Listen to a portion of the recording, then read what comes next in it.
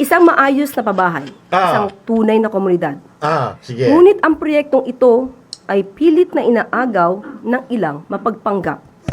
Yan na nga lang ang nagagawa ng tao, yung manguha ng hindi sa kanya, binasag mo pa.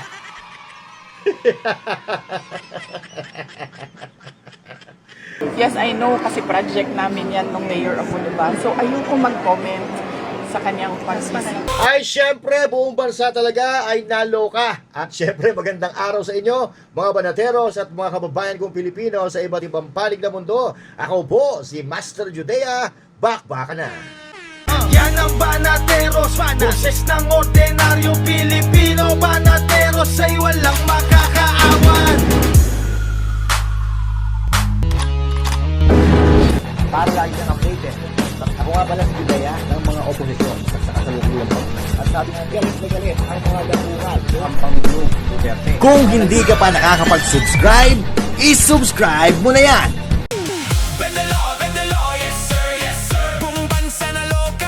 Nako naman. Maganda itong pag-uusapan natin. Meron na naman bubula ang bibig dito sa topic natin ito. Pero nauna nang bubula ang bibig ng Impacta diyan sa Malacanang. At syempre, no, basag na basag si Claire Castro sa mga taga Davao. Ipinagpipilitan kasi nitong mga ito na project ng kanyang amo ang People's Ville diyan sa Davao na alam naman natin na inaangkin lang naman nila. At eto na, mga kababayan.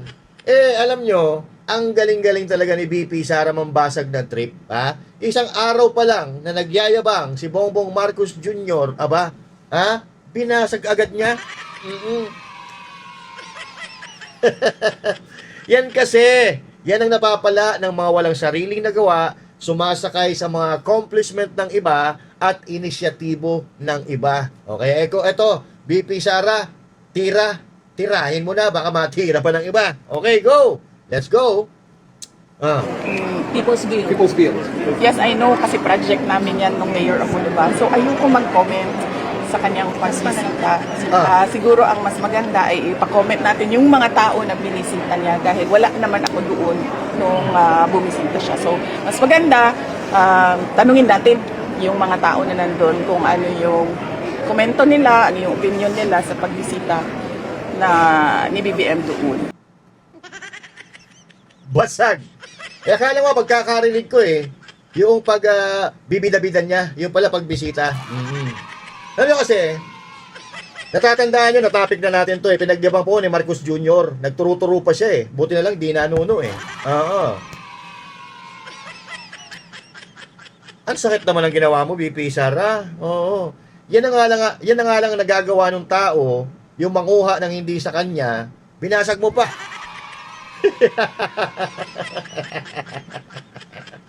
At siyempre, ang susunod dyan, alam nyo na, kakahol na naman yung aso niya na ICC dyan sa Malacanang. At eto nga kanina, kumahol na siya. Eto, pakinggan natin kung ano yung tono ng kahol niya, kung ang tawag dito, umaalingaw-ngaw ba? O paano ba? Yung dumadagungdung ba na para bagang wolf sa gubat? Eto, bumula ang bibig. Alam nyo, matindi ito Kapag nasusukol sila, talagang namumula, bumubula, at putya, naglalaway na parang ulul na. Eto, hey, ayan na. Ang proyektong ito ay pinagplanuhan, tinrabaho ng kasalukuyang administrasyon Ay, wow. ni Pangulong Marcos Jr. Dahil iyan ang sige. nais ng Pangulo para sa ating mga kababayan. At ito ay para sa mga taga Davao City. Iyan ang ganda. Ang galing ng optics Para ito sa mga taga Davao. Kasi nga ayaw sa inyo itong mga taga Mindanao ayaw sa inyo ng mga taga Mindanao, nakakuha kayo ng pagkakataon na magpasikat sa Davao. Kung trinabaho na Pangulo, anong trinabaho? Trinabaho yung pagpapapicture-picture ng pagtuturo-turo. Nako. Isang maayos na pabahay, isang tunay na komunidad. Sige. Ngunit ang proyektong ito ay pilit na inaagaw ng ilang mapagpanggap. Na kahit wala silang anumang kontribusyon sa pagod ng Pangulong Marcos Jr. At ng DSUD. Wala daw, kontribusyon ha. Putsang ina naman tol. Ha? Parang mali ata You're barking at the wrong tree. Dapat sinasabi niyo yun sa sarili ninyo. Mamaya, abangan nyo. Babasagin natin yan. Ha? ay pilit bubulagin ang mga kababayan natin sa pamamagitan ng pagpapanggap na kanila daw ang proyekto na Sige. People's Ville sa Davao City. Oo. Taong 2023 na ma-approve ang development permit ng proyekto. Noong 2024 naman ay inilabas ang Certificate of Registration ito habang ang building permit ay na-issue noong February 2024. Ipapakita ko po ang mga katibayan na aksyon ng pamahalaan patungkol dito sa People's Ville. Narito po ang development permit para hindi po tayo mabulagan. Okay? Para di tayo mabulagan ha. Nandyan yung permit. Pero huwag kayo magkilala. Babasagin natin yan. Nakalokohan yan. At maloko ng ibang mga taong nagpapanggap na ang proyektong ito ay sa kanila at hindi sa kasalukuyang administrasyon. Naka naman. Ang development permit po ng People's Ville sa Davao City Sige. ay na-issue lamang noong July 18, 2023. Ay, wow. Ito po ang pinalaking kopya ng development permit. Sige. At kung mapapansin niyo po, nandito po yung date. Kaya pinalakihan ko rin po para makita ng ating mga kababayan. Ito po yung pinalaking upper portion ng nasabing development permit. Nandito ang petsa, July 18, 2023. Ayan ha. May pinakita na permit ha. Ang galing talaga umakting ni Auntie Claire ha. Oo. Biruin mo. Napapaniwala niya yung mga loko-loko. Sa bagay, yung mga loko-loko lang naman. Yung mga matatino, hindi niya mapapaniwala. Pinagtatawanan lang siya. Kasi sa sobrang kapal na mukha niya, hindi na marunong nga mahiya eh. Kahit anong sabihin mo sa kanya, wala yan. Tinatamaan yan, pero hindi niya ipapahalata. Eto, may statement po ang Davao para sa iyo, Claire Castro. At ano statement ng Davao? Sabihin nga natin, basahin nga natin yan. Kasi ito, sagot ito sa statement ni Claire Castro kaninang umaga. So ito, basahin natin. And I quote, a statement from Palace Press Officer Claire Castro crediting the People's Ville housing project in Davao City as an initiative pushed under PBBM's administration is misleading and lacks important context. Based on available government records, while the Marcos administration has played a role in the project's development through the Pambansang Babae para sa Pilipino 4PH program, records show that People's Bill 1, 2, and 3 was already an existing housing initiative years before July 18, 2023, development permit cited by UC Castro. Okay? A government environmental report for the project documents community consultations and city council activities dating back to March and November of 2020.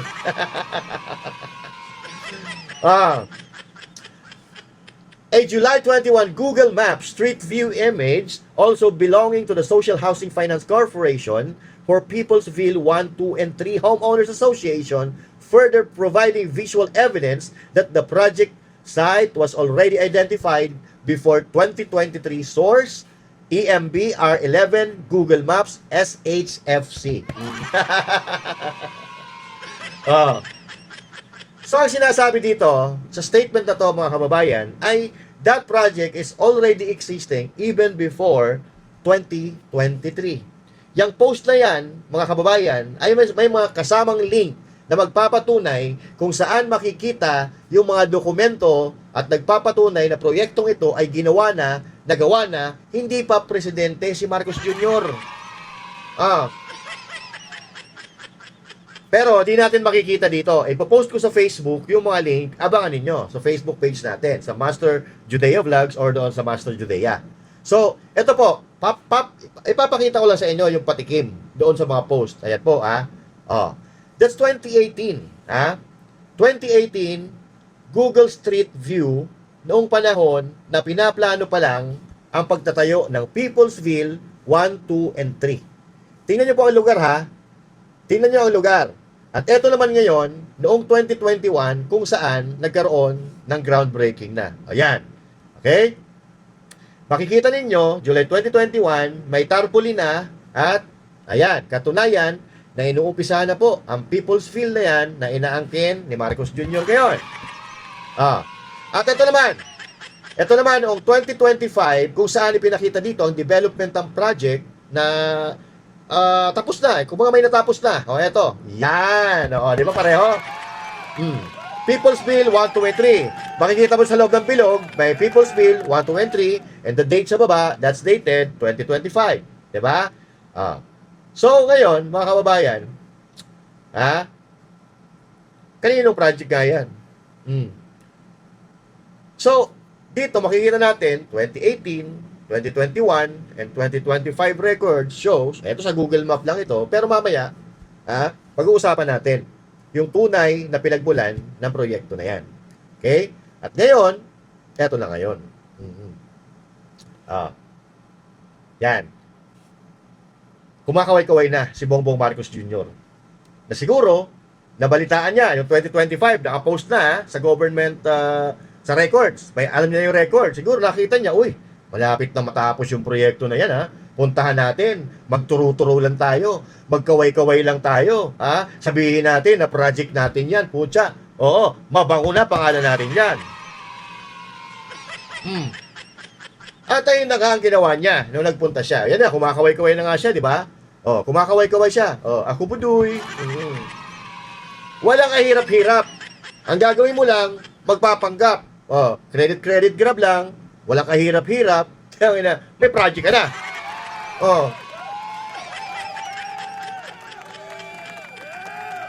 Ang ganda ng pagkakagawa niyan. Tatak Duterte yan eh. Pero ang tanong, naniniwala ba ang mga Pilipino sa sinasabi ni Claire Castro? At naniniwala ba, lalo na ang mga taga Davao? Yung mga taga Davao na alam nila kung kailan yan ginawa, at kung kaninong project, kung kaninong inisyatibo yan. Alam mo, Claire Castro, no? Kahit anong dokumento ang i-produce nyo, kasi kaya nyo gawin yan. Kayo may hawak na gobyerno eh. Kahit anong dokumento, kaya nyo i-produce kasi kayo ang nasa gobyerno na binabalahura ninyo. Di ba? Pwede nga din ako magpagawa ng mga dokumento na hawak-hawak mo eh. Magpapagawa lang ako dyan sa recto eh. Di ba? Katulad ng mga ginagawa ng mga kampin nyo na nagpapagawa ng mga dokumento sa recto, mga papel-papel sa recto. Pero, etong katunayan dyan, etong makatotohanan dyan, hindi nyo matatago ang tunay na records ng project na yan. Kaya kayo napapahiga eh. Masyado kayong bida-bida, mahilig kayong manguha ng hindi naman sa inyo. Inuubos na nga kaba ng bayan, pati ba naman yung project hindi pinaligtas? Huwag naman ganyan, Claire Castro. Claire, gumawa naman kayo ng mga project. Tulungan mo naman yung amo mo na makagawa ng sarili niyang inisyatiba, sarili niyang proyekto, sarili niyang pag-iisip. Ang problema, baka wala pag-iisip.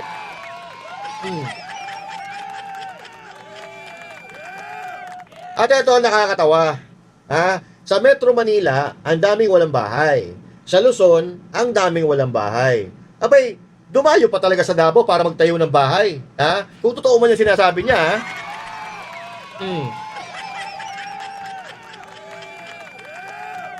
Kung totoo man ang sinasabi ng aso niya si Claire Castro, dumayo pa talaga sa Davao para magpatayo ng bahay, Oo, sa Davao talaga?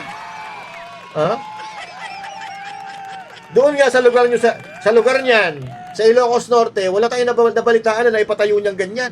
Tapos sasabihin, nagpatayo ng bahay sa Davao. Naku po!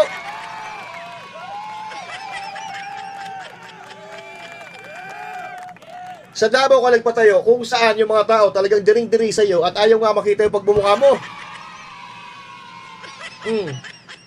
Diba, pinagmumura nga ito. Ito, hindi ko sinasabing tama.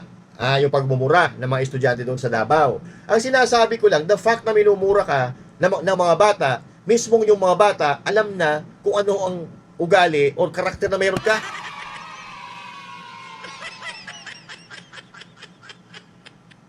At yung mga bata, alam natin yan, nagsasabi ng tama. Kung yun ang nararamdaman ng bata, hindi nakataka-taka kung bakit ganyan ang trust rating niyan. Di ba? Una, inangkin nyo yung Bukana Bridge. Ngayon, Peoplesville naman. Ang tindi naman ng kakapalan nyo. Ang tindi naman ng kakapalan ng mukha nyo. So mga kababayan, ito po yung buong istorya ng proyekto na yan. Kung saan nagsimula. Although pinakita ko na kanina, and once again, sa Facebook page natin, ipapakita ko sa inyo yung mga link kung na makikita natin doon kung paano nagsimula, kailan ginawa, at kaninong inisyatiba. Ipopost natin yan. Pero ito, ang karagdagang kwento at istorya regarding sa project na yan. Ito, panoorin po natin. Yung mga propaganda nila, sumasampal sa pagmumukha nila, nagpapabida-bida, pero ang ending, pinagtatawanan sila. O, ito. Ito. How is this compared to this?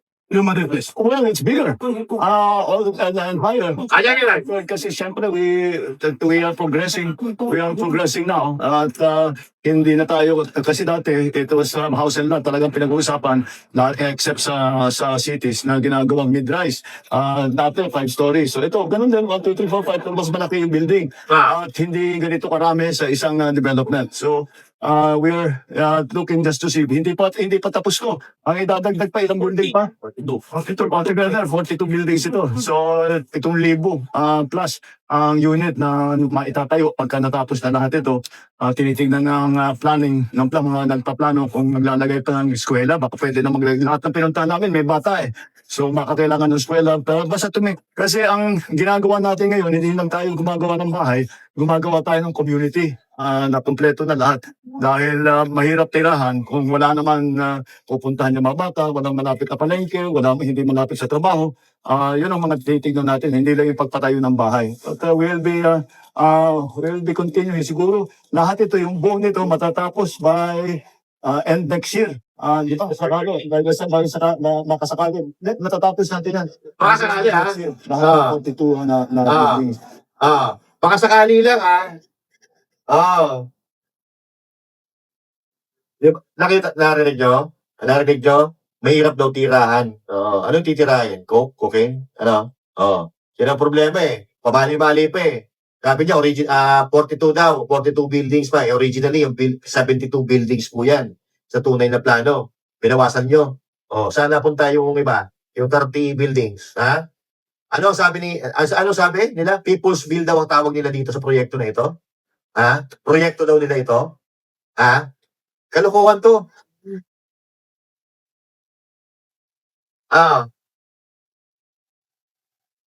Ang project nito ni Marcos Jr., mabigay ng ayuda. Tsaka yun dyan sa Kamuning na tulay, yun lang, ang katangi-tangi na naging nagawa niya.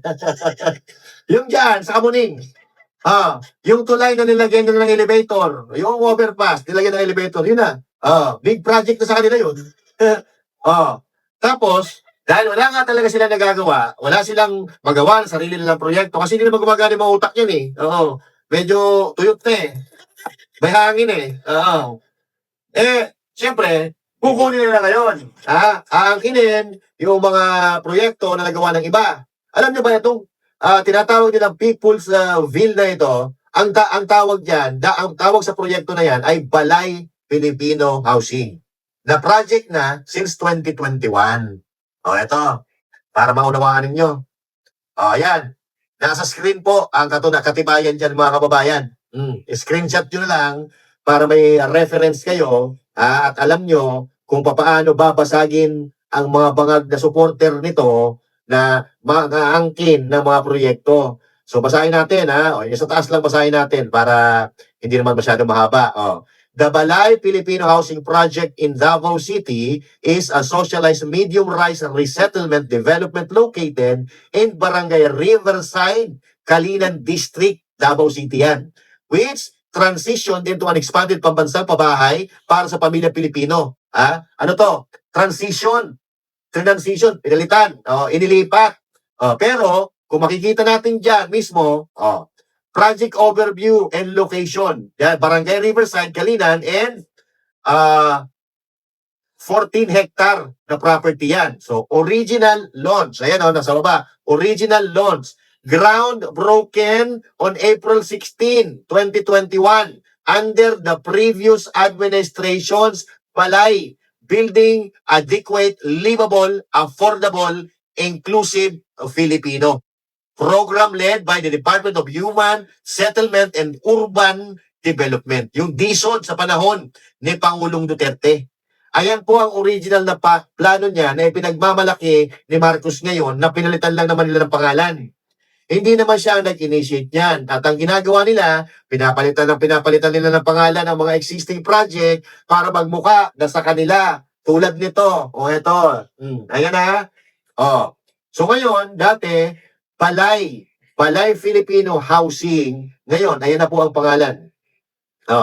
From Balay Filipino Housing, ginawa nilang People's Ville.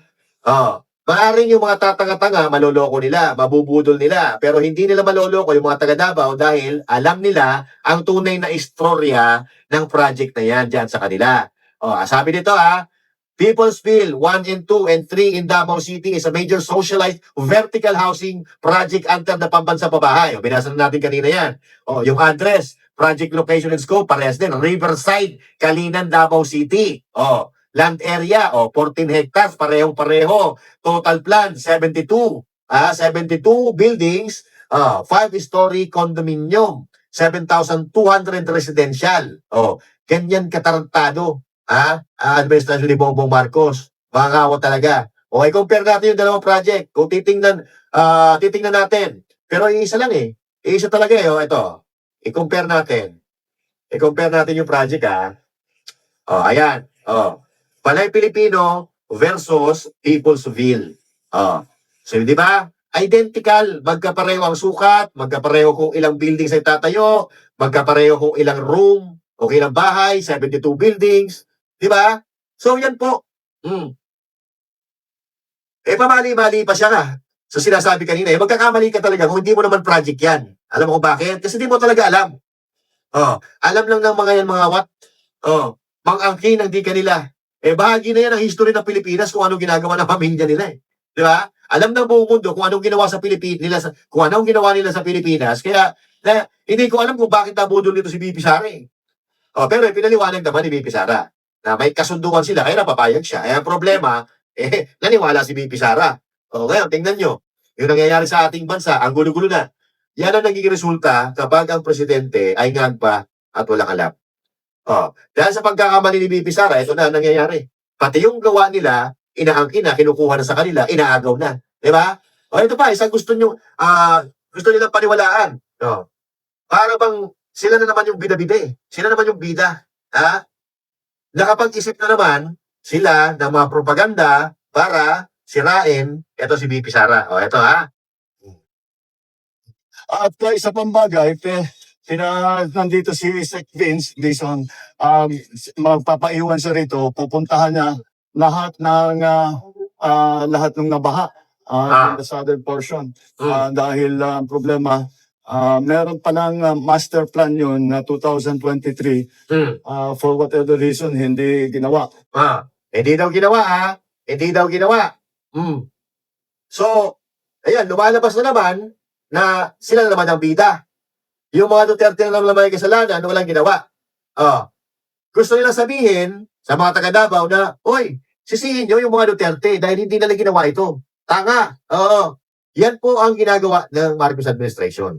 Nag-aabang sila ng butas para makagawa sila ng propaganda para mapabango yung pangalan nila and at the same time, masiraan nila yung mga kalaban nila sa politika. Utak man durugas Di ba? So mahilig sila sa mga ganyang propaganda. Ang problema, nababasa ng mga Duterte yung mga galawan nila. Bago pa man sila makapagbida-bida, nakapaghanda na ang mga Duterte ng mga panampal sa mga maiitim nilang plano. Nakapaghanda ang mga Duterte, lalo-lalo na si BP Sara, para sumalampak sa mukha nila yung kasinungalingan nila. Kaya ayun, nagbida-bida, pero ang ending, sila na naman yung napahiya. Ito. Dati, big master plan, meron kaming maliit na plano doon. Nakalagay na doon, nakalatag na doon. Ano yung mga kailangan gawin ng Davao City ng mga projects para makontrol yung baha at maayos yung drainage system. Ang problema lang, sinabi ko na rin ito dati, nandyan yung plano namin, pero walang interest yung gobyerno, yung national government, through the DPWH na fundingan, bigyan ng pamanda yung mga projects. At hindi bias kasi hindi naman gumawa nito eh. Kumuha kami ng consultants, international experts, to help us make that plan based on their experience. Narinig mo yun, Bombom? Ang sabi ni Bombom, tama siya. May plano, pero hindi daw ginawa. Paano mo gagawa? Hindi nyo naman pala pinondohan. Tarantado!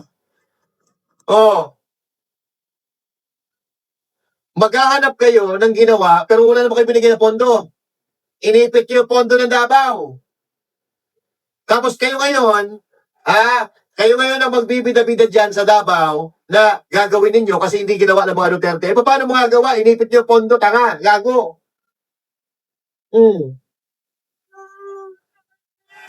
Yun ang ginagawa nila. Nag-aabang sila ng mga problema, ng pagkakamali na maisisisi nila sa mga Duterte. So, yung pangyayari na pangit, ibabato nila sa mga Duterte. Yung pangyayari maganda, ibabato nila. O ipapapango nila sa pangalan nila. Parang ganito nangyayari. May puno ka ng mangga. Ikaw, may-ari ka ng puno ng mangga. Tapos may kapitbahay ka na intermitida. Pag may bunga yung mangga mo, pumipitas kahit hindi naman sa kanya. Ayaw magtanim, pero gusto makinabang. Aray ko.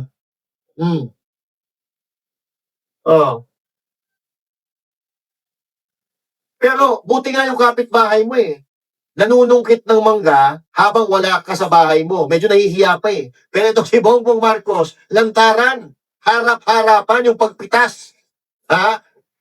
Yung harap-harapan yung pagpitas galing sa tanim ng puno ng iba. Pero kung makakasta, kung makaasta, akala mo sa kanila.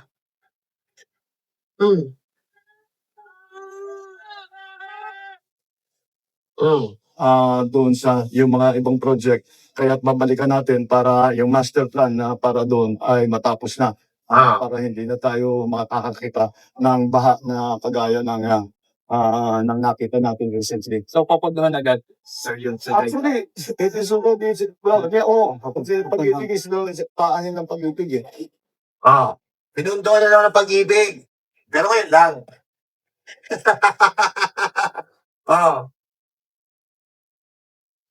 Kasi yung video kanina na pinakita natin na nagsasalita si BP Sara, 2025 lang yon. 2025, sinabi ni BP Sara na hindi nila pinondoan yung flood control sa Davao.